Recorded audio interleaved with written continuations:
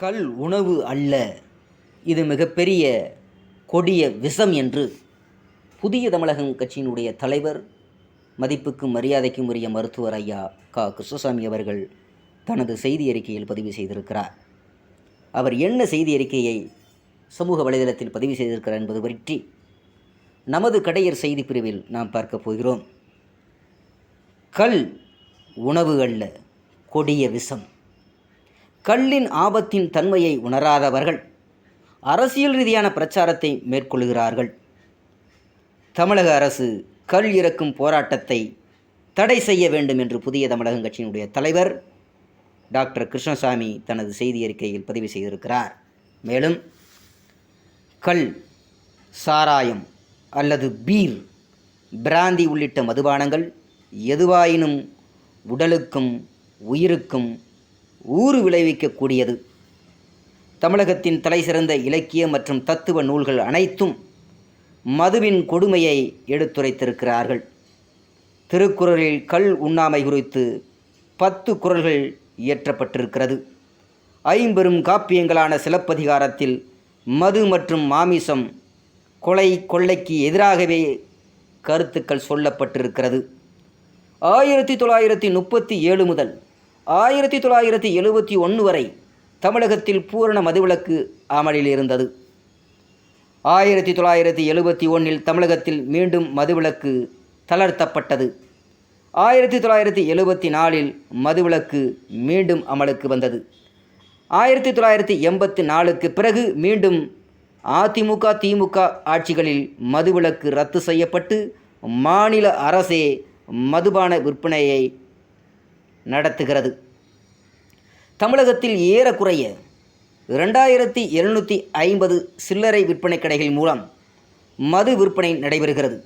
மதியம் 12 மணிக்கு தொடங்கி இரவு 10 மணி வரை மது விற்பனை செய்ய வேண்டும் என விதிமுறைகள் இருக்கிறது. ஆனால் சட்டவிரோதமாக அதிகாலை 6 மணி முதல் டாஸ்மாக் பார்கள் திறக்கப்படுகிறது. காலையில் வேலைக்கு செல்பவர்கள் குடிப்பதை அத்துறை அமைச்சரை நியாயப்படுத்துகிறார். தமிழ்நாட்டில் 60 லட்சம் பேர் மது பழக்க வழக்கங்களுக்கு ஆட்பட்டு உடல்நலம் பாதிக்கப்பட்டு பெருமளவு உயிரிழப்புகளுக்கு ஆளாகியிருக்கிறார்கள். கட்டிட தொழிலாளர்கள், விவசாய தொழிலாளர்கள், தினசரி கூலி தொழிலாளர்கள் என அடிப்படை நடுத்தர வர்க்கத்தினரும் தங்களது தினசரி வருமானத்தில் பெரும் பகுதியை டாஸ்மாக் கடையிலேயே துளைத்து விடுகின்றனர். இதனால் பல குடும்பங்கள் வறுமை நிலைக்கு தள்ளப்பட்டிருக்கிறது. டாஸ்மாக் நிறுவனத்தில் கூடுதல் விலைக்கு விற்பனை, கள்ளத்தனமான விற்பனை என ஆண்டொன்றுக்கு 1 லட்சம் கோடிக்கு மேல் ஊழல் நடைபெறுகிறது. எனவே தமிழக மக்களின் நலன் காக்கப்பட வேண்டுமெனில் டாஸ்மாக் கடைகளை மூடி பூரண மதுவிலக்கை அமல்படுத்துவது ஒன்றே நிரந்தர தீர்வாகும். புதிய தமிழகம் கட்சியின் தலைவர் டாக்டர் கிருஷ்ணசாமி அவருடைய சார்பாக மது, போதை, புகையில்லா தமிழகம் என தொடர் போராட்டம் நடத்தி வருகிறோம். இந்நிலையில் அண்மை காலமாக கல் உணவு என்று ஒரு சிலர் கல் இறக்கும் போராட்டத்தில் ஈடுபடப் போவதாக அறிவித்திருக்கிறார்கள். கல் மதுவை தவிர அது உணவாகாது. கல் மதுவே தவிர அது உணவாகாது. பதநீர் வேறு, கல் வேறு.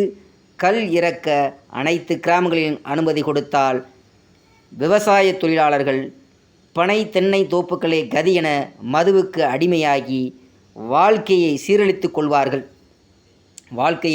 கொள்வார்கள். கடந்த காலங்களில் அவ்வாறே நிகழ்ந்திருக்கிறது.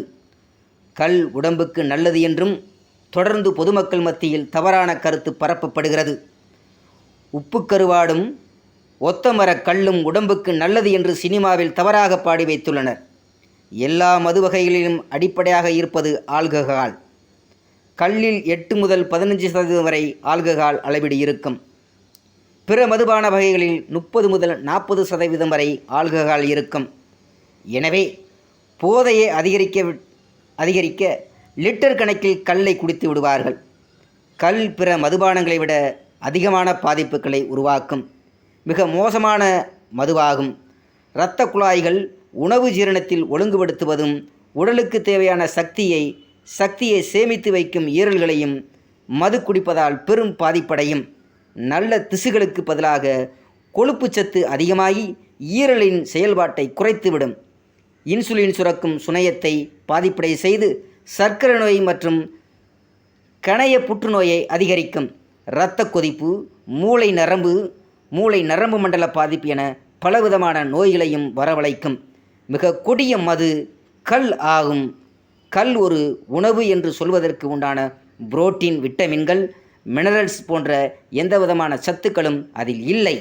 கல்லின் ஆபத்து தன்மையை உணராதவர்கள் அரசியல் ரீதியாக தவறான பிரச்சாரத்தை மேற்கொள்கிறார்கள். கல் இறக்க அனுமதித்தால் கிராமந்தோறும் நாட்டுச் சாராயம் காய்ச்சுதல் அதிகரிக்கும். இதன் போக்கு எப்படி எங்கு போய் முடியும் என்று புதிய தமிழகம் தலைவர் டாக்டர் க. கிருஷ்ணசாமி கேள்வி எழுப்பியிருக்கிறார். கல் இறக்கும் போராட்டம் நடத்துவது, அதை பொது வழியில் குடித்து காட்டுவது அனைத்தும் சட்டவிரோதமே. எனவே வரும் 15ஆம் தேதி நடைபெறுவதாக இருக்கப்பட்டிருக்கக்கூடிய கல் இறக்கும் போராட்டத்தை தடை செய்ய வேண்டும். தமிழகத்தில் பூரண மதுவிலக்கை அமுல்படுத்த வேண்டும் என்று புதிய தமிழகம் கட்சியினுடைய தலைவர் மரியாதைக்குரிய டாக்டர் க. கிருஷ்ணசாமி அவர்கள் தமிழகத்தில் கல் இறக்கும் போராட்டத்திற்கு தடை செய்ய வேண்டும் என்று தனது நீண்ட நெடிய செய்தி அறிக்கையில் பதிவு செய்திருக்கிறார். மக்களின் நலனுக்காக கடையர் செய்தி பிரிவில் இருந்து பூரண மதுவிலக்கை அமுல்படுத்த வேண்டும் தமிழகத்தில் என்று நாமளும் முன்வைப்போம். நன்றி, வணக்கம்.